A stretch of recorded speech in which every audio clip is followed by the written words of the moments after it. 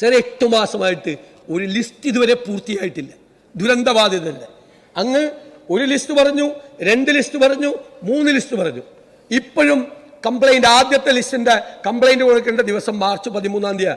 Sir 8 മാസമായിട്ട് ഇപ്പോൾ 2018 വെള്ളപ്പൊക്കത്തിൽ കേരളത്തിൽ ഏറ്റവും കൂടുതൽ ദുരന്തമുണ്ടായത് എൻ്റെ നിയോജകമണ്ഡലത്തിലാണ്. കേരളത്തിലെ ഏറ്റവും 2000 വീടുകൾ തകർന്നു, 3000-ലധികം വീടുകൾ ഭാഗികമായി തകർന്നു, 22 സ്കൂളുകളിലെ നാശനഷ്ടങ്ങളുണ്ടായി, 500-ലേറെ കർഷകരുടെ കൃഷിസ്ഥലങ്ങളിലെല്ലാം പോയി, ഒരുപാട് ഇത് പോയി. ഇതിൻ്റെയൊക്കെ 10 ഇരട്ടി 20 ഇരട്ടി ഉണ്ട് നഷ്ടമുണ്ടായത്.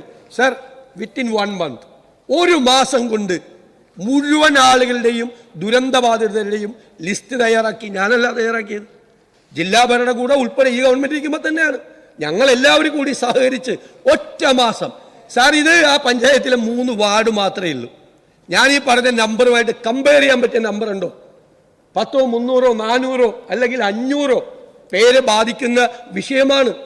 ദുരന്തബാധിതരുടെ ലിസ്റ്റ് ഈ 8-ാം മാസമായിട്ടും അന്തിമമായ ലിസ്റ്റ് ഇല്ല എന്ന് പറഞ്ഞാൽ സാർ ഞങ്ങൾക്ക് ഇവിടെ ഒന്ന് പറയാതിരിക്കാൻ പറ്റുമോ? ഈ ഹൗസിൽ വന്ന് ഞങ്ങൾക്ക് ഈ പരാതി പറയാതിരിക്കാൻ പറ്റുമോ? അതാണ് ഗൗരവമുള്ള സാർ വിഷയം.